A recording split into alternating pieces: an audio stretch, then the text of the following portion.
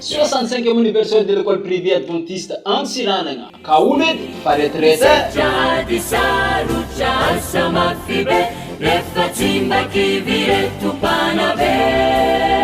65e anniversaire de l'école privée adventiste Antsiranana. Ankalazagna ny 26, 27, 28, 29 février 2024.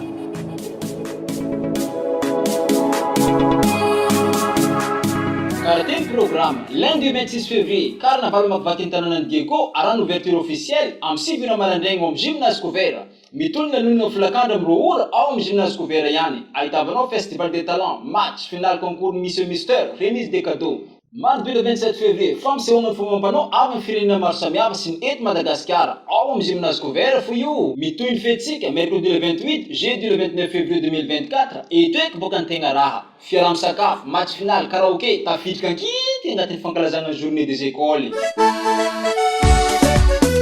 L'école privée adventiste Antsiranana, créée pour les bonnes œuvres. L'école privée adventiste Antsiranana, 1959-2024, fendim am sataportão katriko, olo maro nefa tafita ary maro koa nefa nandray tombotsoa. Joyeux anniversaire l'école privée adventiste.